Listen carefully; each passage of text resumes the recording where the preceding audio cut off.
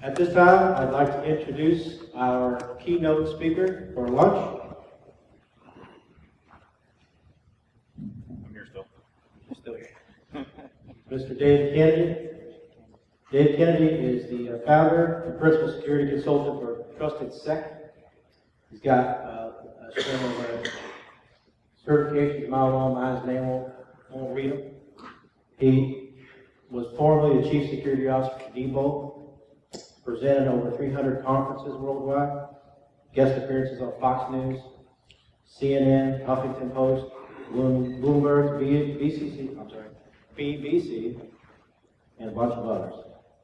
He's a founder, one of the founders of Derbycon, the author of Metasploit, the Penetration Tester's Guide. He's the creator of several widely popular open source tools, including the Social Engineer Toolkit. Prior to the private sector, he worked for the NSA and the U.S. Marines in cyber warfare and forensics analysis activities. In other words, he's big time. And he gives man hugs. So at this time, please give a warm welcome for Mr. Dave Kennedy.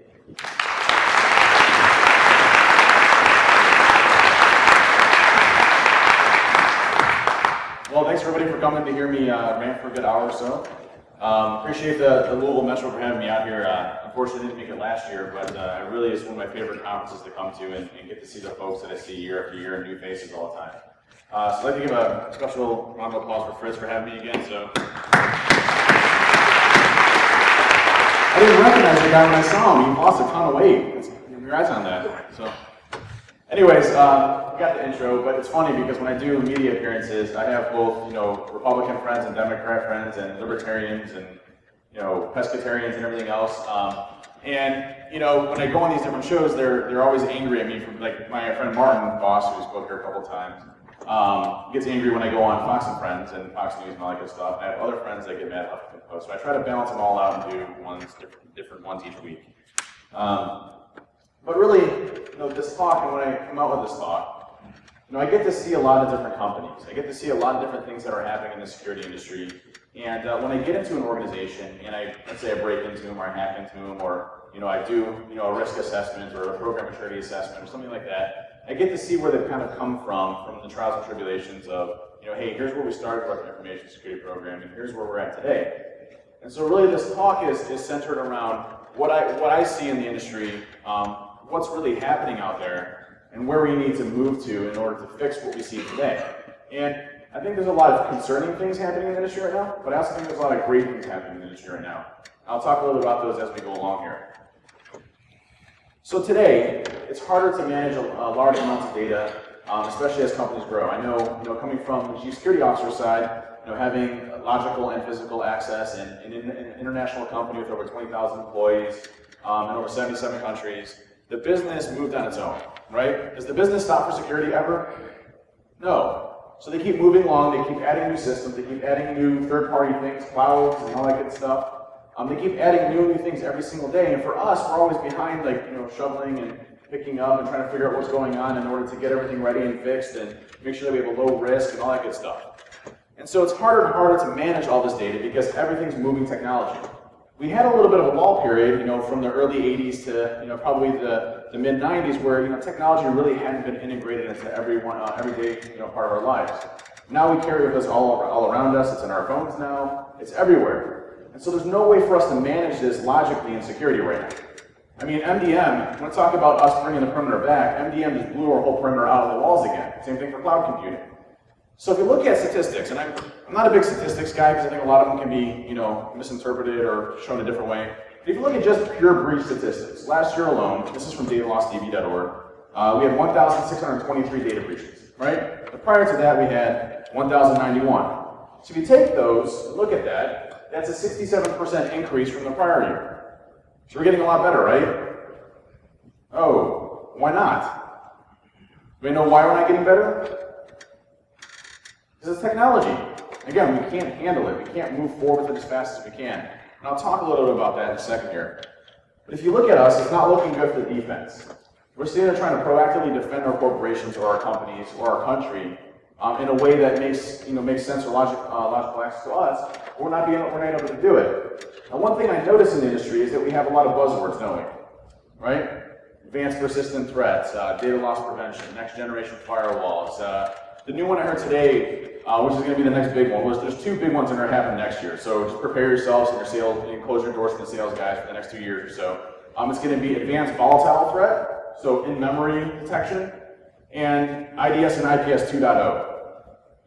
All right? That's the next thing. That's the next generation of IDS and IPS is the next big words coming up, okay?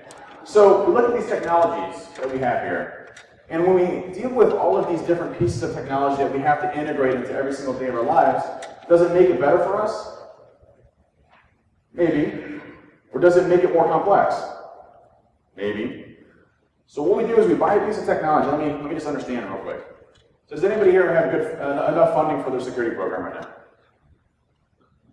Okay, not a hand. Good. Okay, does anybody have enough staffing for their security program right now? Wait. Nothing. Okay. So we don't have enough funding, we don't have enough staffing. Let me ask you a question. So you have all this technology here that you've already bought. And then next year it's next generation firewalls. And you go and you buy that. What happens to all that other stuff that you've spent millions of dollars on and a whole bunch of other people? Like, hey, don't really worry about that. This new technology that introduces even more complexity. We still don't have an understanding of what our assets are, or where our data is at, or what actually generates revenue for our company. But go and implement this next, because we have to stop against APT. When we have a default password over there that a hacker broke into 6 years ago. So that's where we're at today. And I'll prove it, okay? So the first thing I like doing is kind of break everybody down to the same level, and then from there I build you back up on what we really need to do. So what I'm going to do is I'm going to look at each one of these products, and I'm not saying all products are bad in any way, shape, or form. I'm not saying you shouldn't. I'm saying you should have a foundation first before you ever put anything into place. So what I'm going to do is I'm going to show you how to bypass all of these technologies up here really fast, okay? So I'm going to break into NextGen Firewalls, web application firewalls, application whitelisting, behavioral analysis, and antivirus is really not even hard, but, and DLP, and we're going to go through that, and we're going to go through each one, okay? So NextGen Firewalls. The tout is basically able to centralize information into some, one UTM device where we can do concept filtering and spam filtering and, behavioral analysis and detection for protocols, all of this stuff that it touts, right? If you look at the actual technology itself, it's really using the same stuff from the 90s. It's signatures, for the most part. So you look at signatures, right? Signatures are, hey, I saw something over here, I should probably write something for it to detect over here, right? So it's not going to stop anything custom, nothing that would be suspicious. You can make all this traffic look legitimate. And I'm going to show you how to do that. I'm actually going to bypass application whitelisting, NextGen Firewalls, and a bunch of other stuff all at the same time. So it's kind of like one cool demo. But in this one, estimated time for hackers to get around the detection capabilities within next generation firewalls is about 4 minutes right now. Okay? And again, I'll show you. Next is web application firewalls. Web application firewalls are actually one of the harder ones to get around for the simple fact that I have to understand how the application works. So me as an attacker, I actually have to go out to the web application, understand its logic to find a flaw. Doesn't mean that the web application firewall is stopping me, it just means I have to find a flaw in the web application. So to get around that is about an hour. So there's actually a tool that I wrote, it's not for public release yet, but I'm working on it. Just want to show a quick demonstration of it.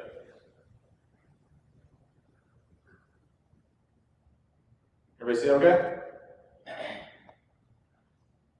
So this is a tool I wrote called Torpedo.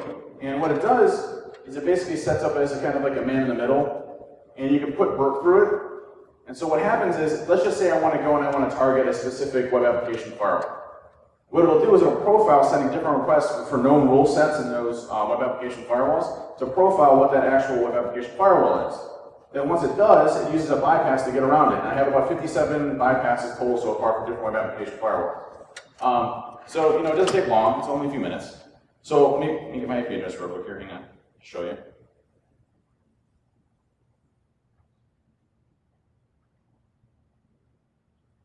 And we're going to do a post request, it's UID. So it's doing comparison results and analyzing, testing the rules. Actually, it's about 6 per 1. It's looking at different requests in 6 per 1. Analyzes it, and I removed any type of actual firewall, web application firewalls it might be.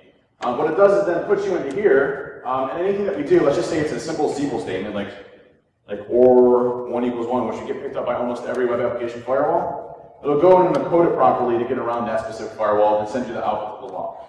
So again, this saves only a few minutes. You just have to find the flaw first in order to go and do it. Those are actually the harder ones, web application firewalls. Behavioral analysis. Behavioral analysis is a great idea. You know, say, hey, this is not acting normal. This machine or this system or this thing that's happening here, this PDF, isn't acting the way it should be.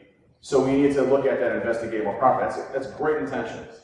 Unfortunately, we haven't came to the technological advances yet to detect behavior because we have so many new pieces of technology being introduced into our environments every single day that it's literally non-existent or impossible to figure those out. So how do you know that this person's traffic is different from this person's traffic and this person's traffic and this person's traffic when all of the attackers are running over HTTP and HTTPS right now anyway? So behavioral analysis kind of goes out the window because you can't detect patterns in a lot of the attacks that are happening because it's supposed to be legitimate traffic going over now. And again, I'll show you how to bypass this in a second. Next, application whitelisting. Let me ask you a question. What are we always patching right now? What are the top, let's just say, 5 things that we have to patch all the time because there's security vulnerabilities coming in? Java, right? That's number 1, right? We all love Java. We all still have it. Next. Adobe, Flash, okay. IE, just there's a new IE 0-day which came out recently, right? Or Microsoft patches, right? So let me ask you a question. If those are the top 5 things that I exploit as an attacker, that I'm going to go after, because I know that you have Java, most people do. Does anybody not have Java? Do we not have Java in the corporations? I was going to do a round of applause, but there's not one person here. You get one every once in a while, it's like, I did this crazy thing, I got no Java, I'm like, dude, $10. But anyways, so if I'm going to go and actually exploit a system, I'm going to use those things to target, right? Does anybody here not have Adobe? Okay, again, I know that you have these things. So if I go and I exploit you, let me ask you a question. If I exploit this process, that's Java, that has an exploit out for it that I just owned with a 0-day or not 0-day, because everybody has trouble patching Java anyway. If I do that, what process am I running under? If I exploit Java, what process am I running under? Java, which means what? Which means it's trusted, right? I can't think of any other scenario that I would ever use that would actually trip this. I can't figure it out. I'm trying to think maybe if I was trying to drop an EXE, but folks, the hacking community has gone way away from EXEs. We don't use EXEs anymore. There's no point in us dropping EXEs or binaries on the machine. That's like, hey, we're here. Can you please nuke us and stop us? It might be cool for testing to see if your antivirus still picks up like something from 2004. Other than that, it doesn't really pick up anything. So application whitelisting doesn't do much. Antivirus. The way that I like to explain antivirus is there's more bypass techniques out for antivirus than there are signatures for detecting viruses. So for us in hacking community, we actually get $200. We don't pass go, but we can still get $200. It's like 2 seconds for us to get around antivirus, okay? Effectiveness of antivirus, there's actually 2 good studies that came out. Imperva did a study which I thought was actually way generous that showed antivirus being about 5% effective in actually detecting viruses, okay? New York Times said that's actually more about 3%.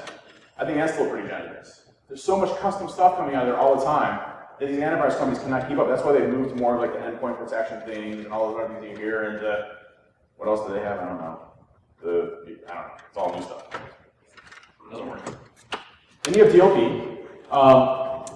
DLP I like to refer to as in order for DLP to be successful, we have to pick up our own stuff. Right? Let me ask you a question. Does anybody have a formalized information classification program that's integrated into the business units where they have asset owners that can categorize and tag information within an organization where they know where that sensitive data is at? No. Okay, so we haven't done the first step of cleaning up our own stuff to figure out where it's at first, right? But you slap a tool on top that costs $1 million to look for social security numbers and credit cards. Right? That's our DLP solution. Okay. Again, I'll bypass all these in a second. Content filtering. Content filtering is another one too. Okay, so again, you're going to stop against going to shady sites that has pornography and hate and gambling and all those other categories. And you're also going to stop EXEs from being downloaded from the internet. Again, we don't use EXEs anymore. And by the way, does anybody here still have Windows XP on their corporate environments? Be honest, who's used to it? It's not end of life yet. You're not, right here. You're actually much harder for me to hack than someone that has Windows 7 or Windows 8 right now. Windows 8 and Windows 7 has made it so much easier for us as hackers to break into computers, it's ridiculous. So please hurry up and move to Windows 7 or Windows 8. I want you to. Anybody know about this awesome thing called PowerShell? It is friggin' powerful for us. We love it. Best thing ever can happen to us. Monitoring and detection. Unfortunately, none of us have Chuck Norris dedicated all the time to us. So what we do, because we can't afford Chuck Norris, is we move all of our stuff to the cloud, or to our MSSP, right? MSSPs. So we take this data that we have, our assets, because we don't have them categorized yet either, but we at least have an understanding of our business and what our data kind of looks like. We at least run the manufacturing business or something, right? We make spray paint, or we manufacture cars. We need to know that. So you take that inside data of where your stuff is at, and you pick it up, you punt it over to somebody that has 100,000 other customers. You're saying, hey, I want you to be able to detect attacks in my environment. So what ends up happening in that environment? Pick up some basic port scans maybe. Hey, someone downloaded a virus, so you integrate an antivirus, which is what, 3% effective? Now we have what we call monitoring and detection. Does this sound familiar to anybody at all? Yeah? Different? Okay. So this is where we're at right now. Monitoring and detection, by the way, for me, is probably one of the most important fundamental key concepts of an information security program. Being able to detect an attack and respond to it is better than 98% of where the people that we see are out there right now. We'll get to that in a second.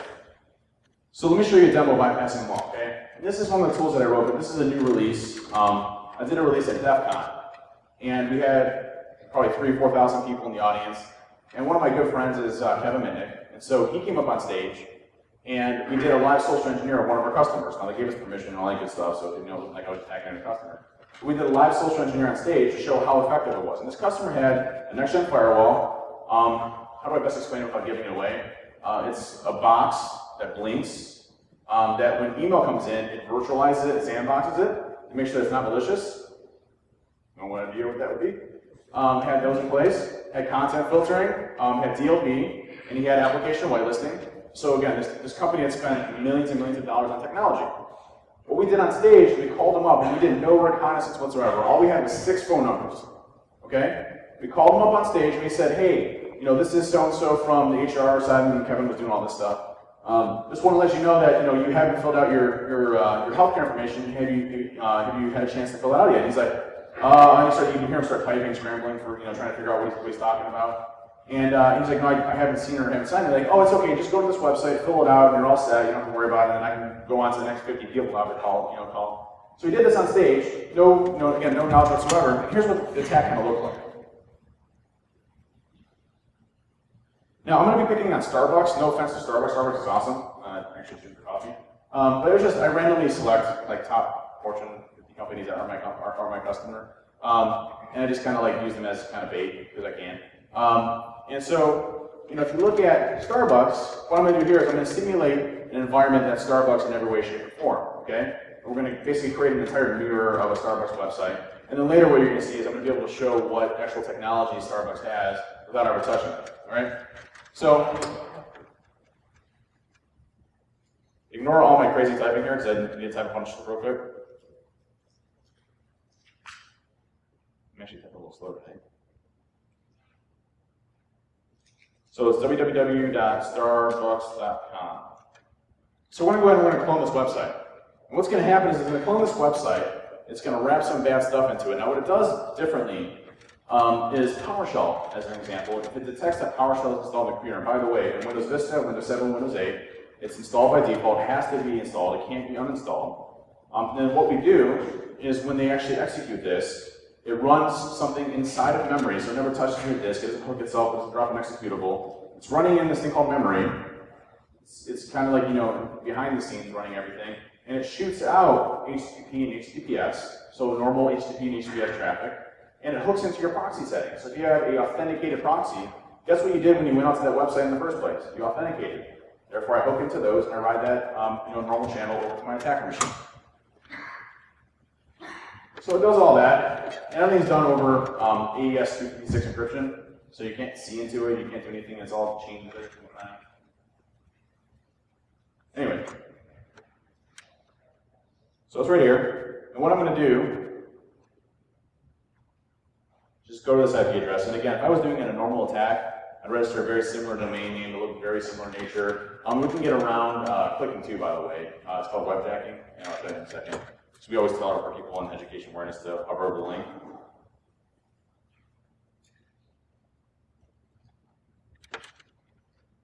So this is a fully patched Windows 8 machine.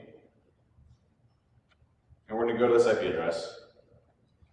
Now think of this in the context of an attack. Okay, let's just say, I'll show you an example of this in a second. Let's just say that I'm targeting via health benefits, and I create a health benefits portal that's for your organization. And I send you an email, and it looks legitimate in nature in every way, shape, or form. You're going to click on it. Now this one is what it did for Starbucks coffee. Now that looks pretty legit. Signed, it looked great. And notice up here where I'm really at. You see that there? It's really at the Starbucks.com website, so again, no problems there. And over here, these are called shells, which means I have full access to the person's computer. It didn't trip any of the known technologies that we have out there today. It's not that I've seen. May have something new that came out yesterday that I have no idea that's been implemented on a customer, but this hasn't tripped any technology that we've seen yet.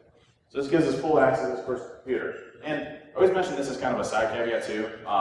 You ever heard of user access control or UAC? It's like that. Yeah. We released an exploit like 4 years ago. It was like a week before New Year's Eve, and still hasn't been fixed today. So you can circumvent and get around UAC, and it's still considered, I guess, a 0 day because it hasn't been fixed. And let me show you just a quick example of the webjacking thing. Because we always tell our users, right? Hover over the link and make sure it looks legit. Hover over the link and make sure it looks legit. So let's get around that real quick.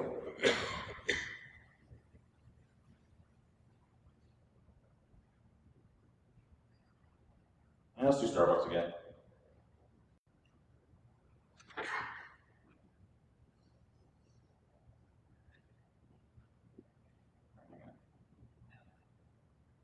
Clear my cache real quick so I can read the website. Yep. That's not supposed to happen. Still not clearing the cache, I don't think.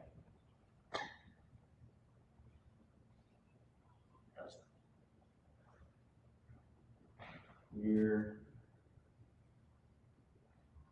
All right, that should work.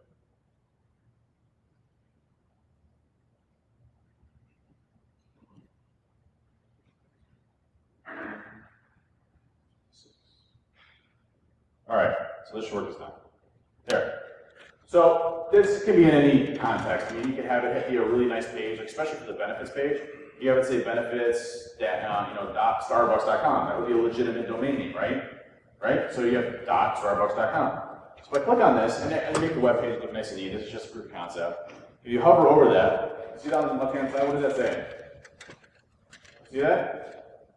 Starbucks, right? It looks legit, right? Would you click that link? Sure. As soon as you click it, now watch what happens up there on the very left-hand side of the URL bar. It's going to be really quick, so pay attention. Starbucks.com, we're there, right? It's loading the Starbucks page. Boom. Reflects back to my malicious attackers page.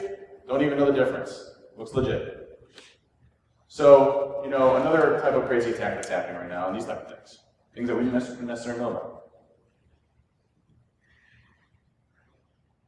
Does many of Chuck Norris working for them? Did you hear he's selling his house? I was like a crazy millionaire until he bought it out. Never go in it. So right now, technology point blank doesn't solve the problems we're facing in the attacker community. It doesn't. It doesn't increase our security. Putting a product into place does not increase our security. Does everybody agree with that so far? However, building a foundation and putting technology around it does. We have a program already established where we have people dedicated to it, and a piece of technology solves a certain thing that we're doing and makes it easier. It now becomes much more palatable to do something like that. All right? So, real quick, one thing I also want to hit on really fast is social engineering. That obviously required certain things of social engineering for me to do, right? I needed to send a spear phishing email or something like that. The reason why social engineering is so effective is because we always trust what we're doing with other people unless they violate that trust. So if I can create something in your head that's a fantasy, that's not real, but you believe it, you're going to click it, right? And that's really easy to do with human beings, trust me. It's like super easy. Here's one that we use all the time. This is one I talked about before. But if I send this from my company, it looks just like it. Now, let me ask you a question. If I send an email to your PR folks at your organization, are they going to send me an email back from coming from a news agency? Absolutely, right? Or if you're a business to business, B2B or B2P or anything like that, if I send an email to the sales folks, are they going to call me? Absolutely. Are they going to send me an email back if I don't provide a phone number? Yes, and what does one email tell me? Don't think technical. What does one email show? If I'm just looking at the email in my window, what does that thing, one thing right there show me? Shows me the format of how they send emails out, doesn't it? How it's signed, the logo, the numbers, everything. Just that alone right there makes it so much more believable, getting in a consistent format of the company. Then from there, you structure it that way, and then you target somebody emotionally. And if you don't know, we actually fire off like a million different thoughts at a second. We only channel and focus on a few of them. So what happens here when I send, hey, if this policy is not verified, you will not receive medical benefits or health benefits for the next year. All of a sudden, inside your head, you have thoughts of my kids aren't going to get health care, what if he breaks his arm and I can't go to the hospital. Now, you might not be actualizing this, it's probably a lot more mid-school in your brain. But then I say, okay, this process should only take a few minutes. Okay, I can take 2 minutes out of my time to do this, no problem. I use your educational awareness against you, so I use HTTPS, right? Because we're all taught to only enter our credentials in or things like that over SSL. So we use SSL, sorry, sure, it's next. And so from there, I got you, don't I? You're not going to tell the difference. And in most cases when we send these type of targeted attacks, how many people do we typically send it to? Does anybody know? What is our normal pen tests or spear phishing engagements typically consist of? A sample size, right? Maybe like 300 or 400. It's like the worst predicament of how social engineering actually happens. I'll send it to 2 or 3 people, wait a little bit, send it to 2 or 3 more people, then I get one and I'm good. That's all I need is that one person. It's right there. Sitting right there, I need him or her. Right there. Because why? Now they're behind perimeter defenses, they got past all your stuff, and now I'm walking into their servers and everything else out there. And this is a way of being less detected in these type of situations. Now, in order to understand social engineering, we've got to play a little game, and you all have to interact with it. Is that cool? Yes? No? Yeah, good. Got thumbs up? You good? All right. So one of my favorite shows is Sherlock. It's a great show on BBC. I'm also a huge Doctor Who fan, so it's the same Stephen Moffat. But anyways, Sherlock is an awesome one because when Sherlock looks at somebody, he can basically tell everything about you.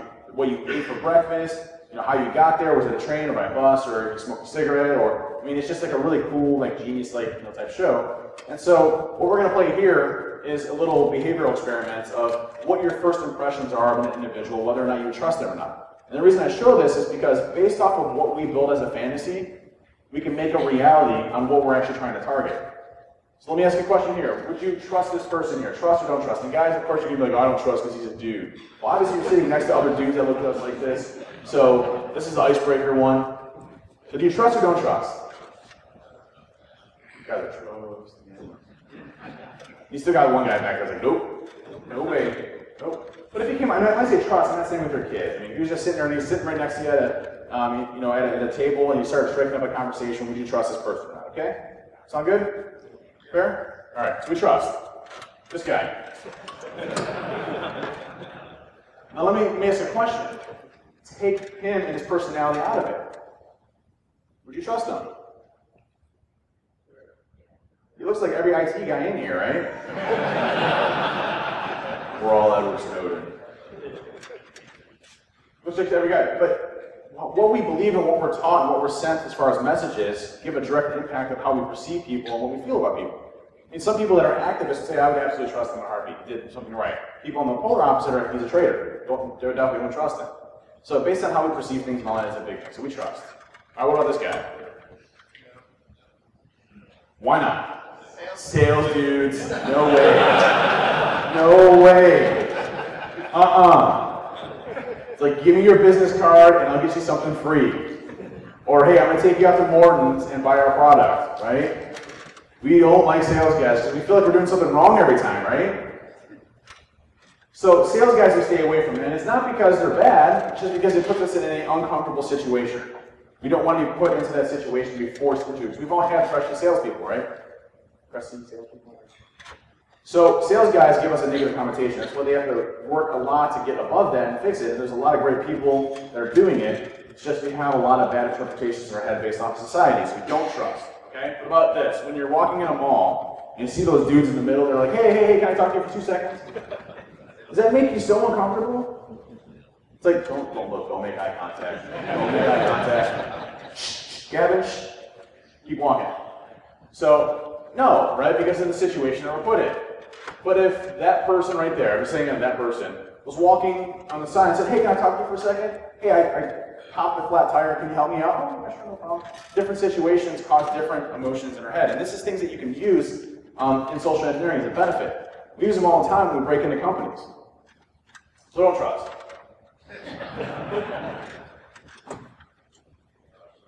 Trust, right? Innocence. Kids have a very high probability of social engineering. So we trust. Now, ladies in the audience, I'd ask if you don't comment on the next one, okay? This is actually very much a centric study on men here, okay? So, men, trust or don't trust? Don't trust. Someone said don't trust, that's funny. That's not true.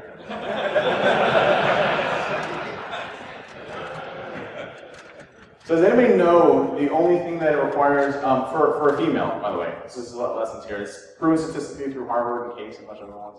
Does anybody know the only thing that a woman has to do in order to be trustworthy for a man? No, to be a female, that's it. That's it. That's it, culture and society. Now it's different in different cultures, but in the US it's just to be a female. We trust you automatically until you violate that trust, okay? So we trust. Don't trust. Why? Tension. Right? We feel tension when we look at this guy. We don't like to be put in any type of hostile situations. It gives us an uncomfortable sense in our stomach, or for some of you that like conflict, which is some crazy people, you know, this might be like, yeah, I trust him because I'm going to get an argument and this will be fun. But in most cases, most of us normal people don't like confrontation. All right? We don't want to be in fights. We don't want to be yelled at by our bosses. That's the type of thing we do, so we don't trust. This guy. No, right? Tattoos. Kind of looks kind of, and plus what's the proper word for that? That's not the proper word for that. Tank top, thank you. He's wearing a tank top, thank you. Tank top is what I was looking for. So, you know, he's got the kind of muscle chest, you know, doesn't look too happy, a lot of tattoos, so don't trust, okay? Now, again, double standard, right? So this guy we don't trust, but guys, again, you only answer this. I heard a explanative, vulgar yes over here. Anybody not trust this? Again, sir, I have to call BS on that one. I'm sorry. I have to call shenanigans on that. I'm sorry. I won't leave it in my laptop. So typically we trust. All right, trust. So why this is effective is, you know, why social engineering in general is effective? Because we have information overload everywhere. There's information pouring out everywhere in the internet. So for us to build something that becomes trustworthy, we don't have to look good. We don't have to change into a certain attire. We don't have to be in a certain environment. We can be whoever we want to on the internet. That's why it's so powerful when you come to social engineering. And so I just want to show you, right before I did my talk here, I spent 5 minutes looking for Starbucks. Okay? Again, I went to the top Fortune 100 list and I went down and said, hey, Starbucks sounds cool, I drink coffee. So, again, I do any hacking. This is what we call open source intelligence. So this is stuff available on LinkedIn and other means. But the first thing I'm going to do if I'm going to target an organization like Starbucks is I want to understand what technologies they have in place, right? I don't want to go against a antivirus, which I'm not going to anyway, but that's a bad example, sorry. But you know, a next generation firewall or some virtualization technology or something crazy that I haven't heard of. So I do my reconnaissance to find out what technology they have prior to me doing it. What's the best place to find what type of technology they use? LinkedIn, exactly. So just do a thing for Starbucks and information technology or Starbucks information security. So you can see here that they use semantics, bombs for the DLP stuff. As we go through more, they use SourceFire. So now we use SourceFire for the IDS and IPS. I need to make sure my signature is good around that. Okay, keep going. I see that the technical service manager has Cisco intrusion detection, Foundstone's vulnerability management, and this is a little bit old, so they may have gotten rid of ArcSight since then. But I find another one where it shows that it's a lot more easy. This one. This one here, inside here, has ArcSight right here, and it's more recent. So it's from 2001, 2011, 2012. So I know they're still using ArcSight, using semantic endpoint protection, Cisco's IDSM, using nCircle now. They switched out their Foundstone for nCircle, so I know what vulnerability they have. And then from there you kind of break it down a little bit more. Let's go down even more. We can see for the MDMs, they didn't actually tell the MDMs, but they're using Link 2013, so probably predominantly an Active Directory shop, Microsoft Exchange 2010, some cloud integration with VDI, again, mapping off the technology. Some more. Again, Cisco ASAs, FWSNs, so they're using a little bit of antiquated FWSNs for the Cisco side for firewalls. Again, get some more information about them. Keep going. Just got Splunk, looking at Imperva. This one's cool. What you can also find out from a lot of your vendors like to brag who their customers are. So like, hey, I'm a channel salesperson from this company, and my customers are this. So now I know you're using this web application firewall, or this piece of technology. It's so much information. So I've mapped out all your technology without ever sending one packet to you. Works out well, right? So this works out really easy. And so if I was going to go to send an attack, I make sure all my stuff got around it. Again, really easy to do. So now, did I scare anybody yet, by the way? A little bit? No? Good. That's all you knew. I figured we all know that pretty much. So what can we do with all this information overload in society? We know that we're not going to stop the technology train. In fact, it's ridiculous for us to try to stop the technology train. There's no way we're going to do it. It's just, we can't be like, stop, seriously, security. Security, whoa, project stop there, whoa, project stop there. It doesn't work. That's what we do. We're like, hey, I'm holding up this and this and this because I'm a dick. Sorry, I had to throw that out there. I apologize. Hoping I can throw it. That's what we do because of risk and all this other stuff. And we know that we're not going to be able to get all the holes, right? We're going to get 100%. Let me just ask, that risk assessment that you performed on this new architecture, that you're implementing this new piece of technology for the integration with Salesforce, the cloud, and some other stuff. Do you know that that risk assessment you did covered 100% of your exposures? No. Did it cover maybe 5% of your exposures? Maybe. So what you're saying is, we just did a pen test, right? Pen test. And the pen test found that we had 4 instances of SQL injection. Probably 10 other ones sitting there too. But again, that's what we base our stuff off of. And so we're like, hey, we're gonna hold all this up. You gotta fix all those because they're what we call showstoppers. And then hold off until you fix them before you go to production. The business is like, what? Seriously? Crazy? I got $10 million riding on this. Chance of me getting hit by SQL injection. It's like, when you have that default password sitting over still, right? So we have a choice. We take the red pill or the blue pill. I'm not advocating drugs in any way, shape, or form. This is from the Matrix.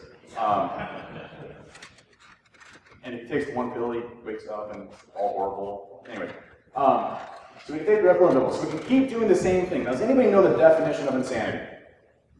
The Webster's Dictionary definition of insanity. It's been changed to security, right? That's all we need is only that one definition of security. It's not doing the same thing over and over again, because we've already accomplished that for like the past 10 years. We're like, wait, in fact, we should come up with a new term that's past insanity, okay?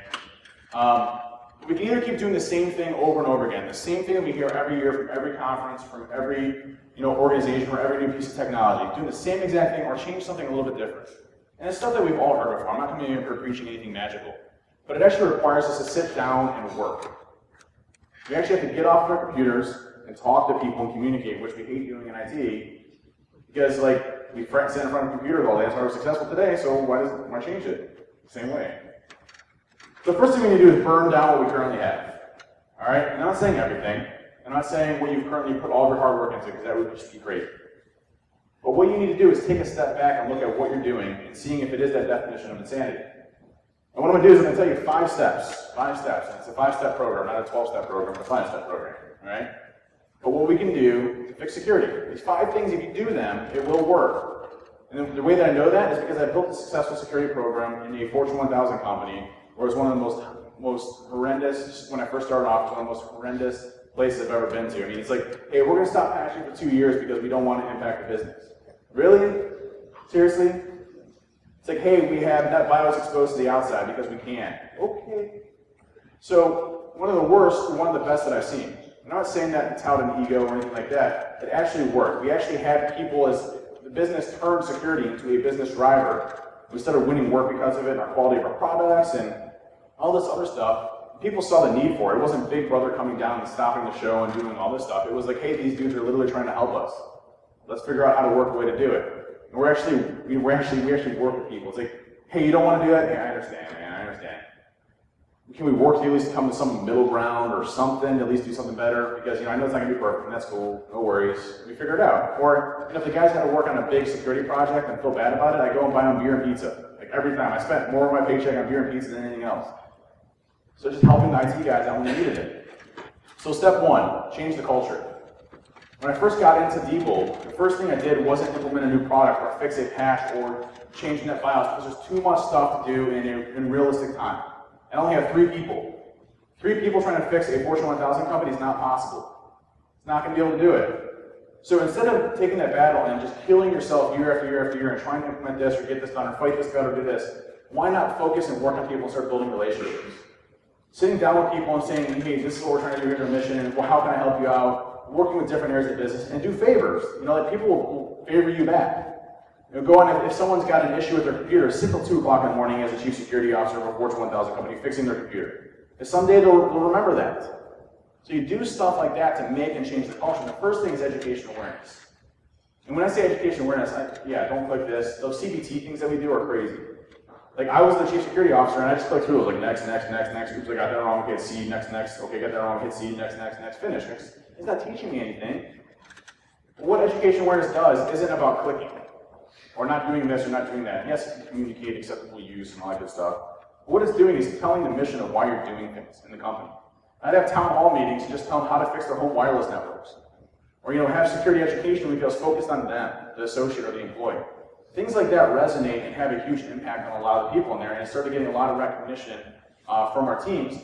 We really started to build more of a proactive security company. So making security your friend, not the naysayer, not a pain around, hey, stop. But hey, let's figure out how to make this work and do something. Changing the culture was the first thing you can do. That's the #1 most important thing. It has nothing to do with anything else. It doesn't have to do with technology. It doesn't have to do with anything else. And guess what? I started with 3 people. How many did I leave with in 4 years? Can anybody guess? Can anybody guess a number? Throw a number out. 53. You got to the, and this is going to sound really horrible, and I hope this is my buddy Adam. Anyway, so you got to the point where I didn't know what to spend my money on. Does that sound pretty cool to you? Like directly reporting to the CFO, to the board of directors, they're all like interested, they're like, this is super cool, visualization, all the graphics and stuff, but at the same time we had something that worked, and they saw the value of it. The first thing was implement technology, was making the culture change. The second thing, which is going to sound absolutely crazy, and I'm probably going to boot off stage for it, I'm just kidding, is what we call the 1-year challenge, which is don't buy one piece of technology for an entire year. Focus on what you already have and make that better. Because what we're finding right now is that the majority of the things that we're getting hit by isn't APT. It isn't a 0 day. Does anybody know what, I'm a pen tester, I'm a hacker, I write 0 days and I break into stuff all day. What if I take myself and I flash back 10 years, can anybody guess what's changed from 10 years from now to now and how I hack? 0. SQL injection is 14 years old. Buffer overflow is way before I was born. Sorry for those that know that when they actually came up the first time. All of those things are things that we've been hearing about over and over and over again, and it's still the things that we still can't protect against when, again, in default passwords. Those are, I mean, like, everybody's like, oh, dude, you did an awesome job doing this pen test. I'm like, dude, like, first day I found a default password here, which let me into everything else. It was like, I was like, okay, I'm just gonna have my 6-year-old come here and do it for me from now on and bill him out at $250 an hour. How's that sound? It's about the same thing. You don't need somebody highly talented or crazy skilled to do it because we don't even stop the basic stuff. Anyways, so don't buy stuff for 1 year and focus on what you already have. Just be like, hey, this product here, instead of like this thing that looks super cool and it has like a fire logo on it that blinks and it has like red fire coming out the side of it because it looks sweet, we got to go to that because it's going to stop APT because it incinerates it in the air. In the cloud too, because the cloud is not really technology, magic. Don't do that. Stay for 1 day and just like, hey, I'm just going to sit here and I'm going to look at this. I'm going to focus in on what we currently have and build what we currently have because that's going to make it the best. So that's the 1 year challenge. Step 3, go back to the basics. Listen, we're human beings, right? I like to think of myself as a human being, kind of. We focus on things too complex. You don't understand it, like DLP drives me insane because I've never seen it implemented in one company right. I've seen companies that invest millions and millions and millions of dollars in this stuff. If it doesn't make sense, don't do it. If you don't have the funding and the staff to be able to implement it, don't do it. Go back to some basic stuff. Let me just throw out a hypothetical question here, okay? When did firewalls come out?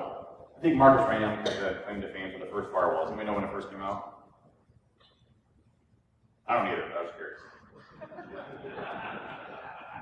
2000 something? 99, 98, 97? Is that 99? Sound about right? We'll say 99. We're making that number up completely, but we're saying 99. Unless you know. You know, sure? You Google? No Google. Okay. So it's maybe made up. So 1999, they came with this thing called a firewall, right? And the firewall is supposed to do three simple things. One, segment the network from the rest of the bad guys. Two, restrict ingress and egress. And three, so two things.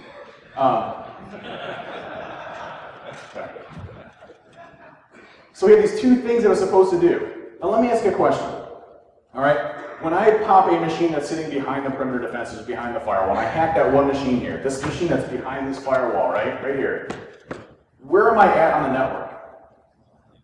I'm inside, right? Now I have access to sales, HR, intellectual property, other things, right? Because our networks are flat, are they not? Does anybody not have a flat network?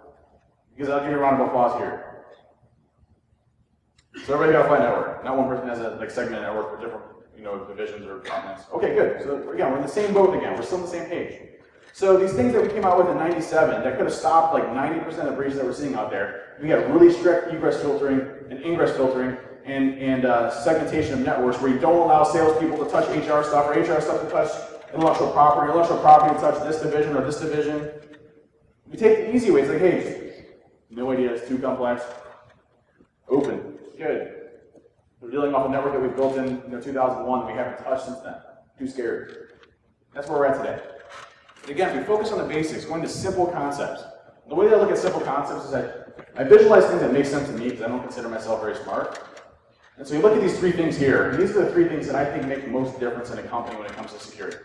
Yeah, good, slides up. So the three things that make sense to me in security is one, what are going to be the two most attacked surfaces in your organization, by far? The highest likelihood, the highest impact, and the highest probability, which is likely to actually happen. Where are those going to come from? Your users and your external perimeter. No? Those are going to be your two highest likelihood areas. I mean, yes, insider threat can be damaging, but is that a high probability likelihood? No. So external, which is the wild, wild west, and your user population, which is the #1 attack now. So I focus on those two areas first and prioritize them and put controls around them that I think are good enough to be at least be able to monitor and detect. And then from there, start looking at what makes our business make money. Does anybody know why we're here today? Why everybody's in this audience right now, they have time off of work. Why are we here today? To protect the data. What happens if a company doesn't have any data? They don't have any money, right? No money, what happens to us? No job, right? So the only reason we have jobs here is to protect that data, which ultimately equates to protecting revenue. So the #1 mission for us in security is to protect the company's ability to generate revenue. Does anybody know how the company makes 95% of your revenue? How does your company make 95% of your revenue, and what are those business processes, and how are we protecting them? Compliance makes no difference. Maybe in retail, okay, PCI, I understand. But compliance makes no difference to the actuals of actually running your business. There's a statistic that came out, I'll have to find it, it was from Harvard or one of those other ones. But compliance-related data only makes about 14 to 20% of what your actual sensitive data is, and I think that's a high number. So what we're focusing on is PCI, HIPAA, SOX, all this other stuff, when the stuff that we really care about that makes the company drive is right there. And we're not protecting that. We're not looking at that process to say, this process right here makes 60%. I can tell you at Diebold, how Diebold made 95% of their business in that company. Or probably 97, I give myself a little deep, but 95% I knew. And I sat there and I focused on protecting those assets. So focusing on those three things and tying it into education of why you're doing it starts to breed a recipe for success. Step 4, monitoring detection. Actually looking at things and seeing things. Let me ask, you guys have ArcSight or you have Q1 or some sort of SIM that's out there and it's great, right? Then you built these triggers to determine when an attack's actually happening, right? So you look for report scans, you look for when a domain admin's added, right? So yeah, like we don't know that, right? So we're just not going to add a domain admin because we already have all the domain admins. So you have all these triggers that are automated, and that's our monitoring detection program. So you spent $1 million on centralizing all this monitoring detection stuff into this one area where you have all the data that's actually relevant, and you don't put people on to staff it because we can't get approved for staffing. That's the problem. Monitoring detection has to have people in front of it looking at what actually is occurring in order to detect different patterns. If you can detect something from happening, you definitely can prevent it from happening, especially in the future. We got to the point of debold, so if you scan debold on anything other than 80, 443, 25, or 53, you got banned for about 6 months, globally across our entire company. So if you hit any of our assets, period, on the outside, you got banned for 6 months. Now what did that do? It's really simple, by the way.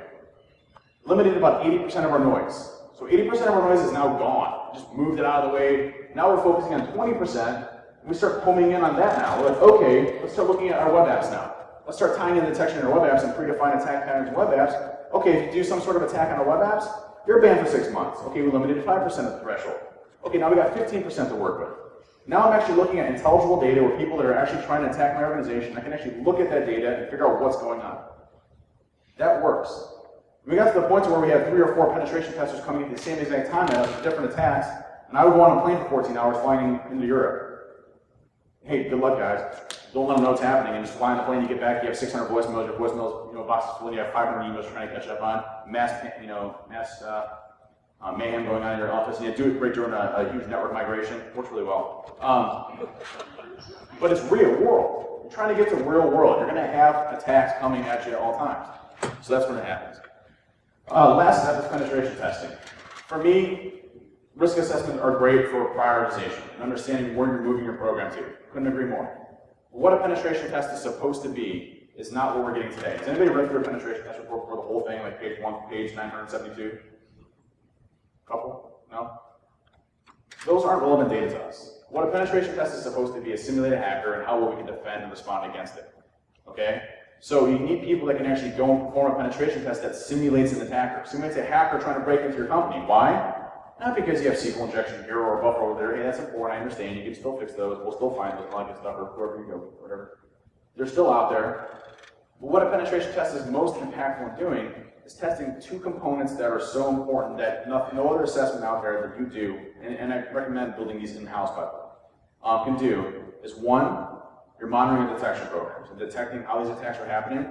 What we used to do after a penetration test is triage that penetration test for like 3 weeks, and figure out what points can we detect an actual attack, and build that into our monitoring and detection capabilities. It'd be like a game for us afterwards. We'd come up with the most additional rules that we would add for different detection capabilities.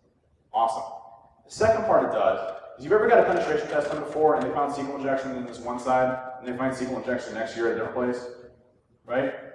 That's what we're dealing with right now because we don't ever fix the root cause.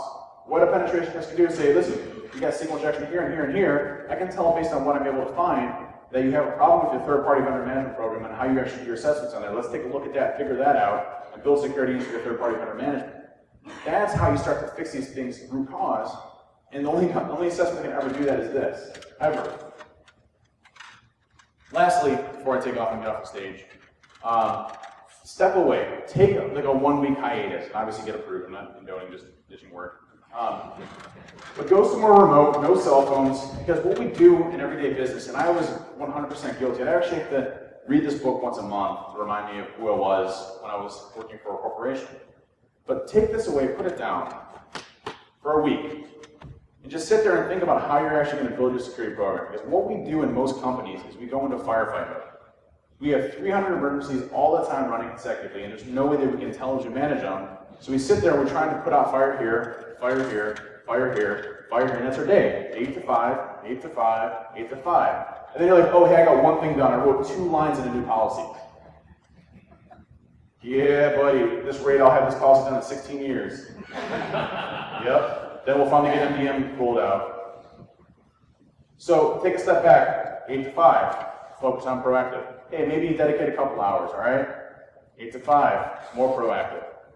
And things don't happen right away, and we're never going to be happy in security either. You know, when I looked at our security program, I'm like, hey, I need to fix this because it just sucks. But it was like 700 times better than it was 2 years ago. that I didn't like, right? So we're never going to be happy, but you can still see progress if you look back and look at it. And take a look at this book. It's called Rework. The guy's got 37 signals who wrote Ruby on Rails. This book is like everything that we're taught not to do in business, but we do it anyway and it works. So it's basically, you know, when you go to a meeting, has anybody been in a meeting before where it's a meeting about a meeting for a meeting on a project that hasn't happened yet, but it's hypothetical, that someone just said one time, but it caused a whole fire for this whole staff meeting, there's 30 people in the meeting, it's a 4-hour meeting of your day, and you're sitting there thinking like, oh my God, how do I get coffee? Have you had those before?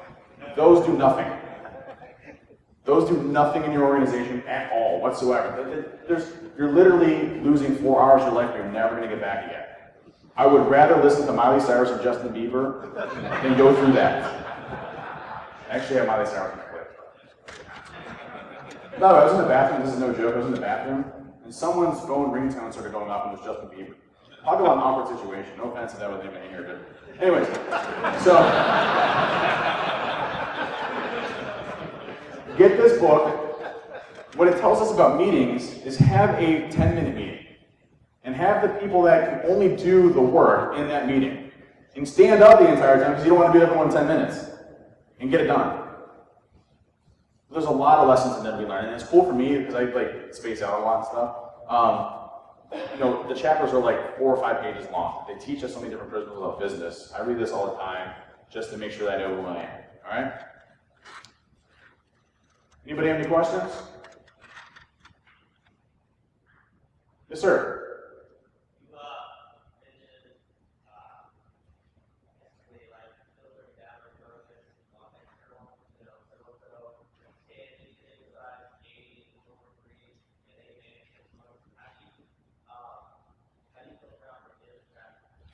Question was, so when I mentioned the monitoring detection piece where, you know, port scans are coming in or attacks are coming in, and we automatically block, how do you filter out normal legitimate traffic? And that's a great question. The first thing we did is one, create a baseline of our external presence and what we only absolutely need. So we knew every service, every protocol, every port, every version, all that good stuff. Then we limited it what we actually really needed, and our baseline was we're only going to allow 80, 443, 25, and 53 on our outside. That's our baseline for external presence. Anything else does not belong there. It will never get approved, okay? So we have those 4 things. If anything else touches us on anything other than those 4 ports, we know that it's not legitimate because we have that baseline. We know that our normal business uses those, and we're not going to allow anything else. So that at least shrunk it down to those 4 ports. Now we start pulling those ports back and looking at legitimate traffic. That's a tough one. You actually have to get things, and this is when I actually start to recommend technology. Remember when I said technology isn't a bad thing if you implement it properly? This is where web application firewalls are beautiful, right? You have all your web application firewalls pointing back to your centralized SIM, and you can start to look at what's actually happening and get full detection capabilities on all of your web applications, either the reverse proxy or you do software-based installations there. Then you can start to filter out what's malicious traffic. And yes, you had false positives at times and things like that, but it was very minimalistic. We got to the point to where, you know, our false positive ratio was like, per year was like 0.001%. So we have 1 instance a year. We got to the point one time where we're in a meeting. So I'm sitting there in a meeting, you know, and it's like 4 people in my room, and 2 of the guys are on my team, and I'm speaking with our CFO about what we're doing, all that good stuff. I have this special ringtone. When I get this ringtone, it's the "oh man, something's happening" ringtone. And so I'm in this meeting, and all of us get it. We look at it, and I look at my phone, I'm like, oh, we gotta go. And our CFO like, wait, I'm like, listen, we gotta go. We go back, and as I'm looking through it, someone was basically hammering our website with SQL injection. Now, we didn't have any SQL injection on there, it's not, we knew of. And so we noticed that this was coming. It automatically got blocked, but it triangulated back to a Panera Bread that was 14 miles away from us. So we all got in a car, like 10 of us, you know, get in this car, like mob style, like we got bats and forks and brakes and stuff. And we're speeding, I'm gunning it, I'm like going 110 on the freeway, like, just get out of here, you know, like, that's him. No. When we get there, the guy gets scooped out, but we were able to actually find out who it was, give it to the cyber warfare division at the FBI. They knocked on his door. But that's just a testament to what you can get to a monitoring detection program. You just have to filter out what's legitimate traffic, baseline your applications, and understand what type of traffic is legitimate. And then from there, you can start to really build baselines and find out what SQL injection. I mean, listen, does anybody ever need to do a select star from users where username equals blah, or 1 equals 1, or XP command shell, or drop tables? Is anything like that legitimate traffic through a web application? SQL statements in general? No. Cross-site scripting? No. You know, there's known attack patterns that people are typically going to do. on a web application, and putting in filter sets on those will definitely help detect and prevent a lot of the noise that's out there. Any other questions? Good question. All right. Well, thank you very much for having me. Appreciate it.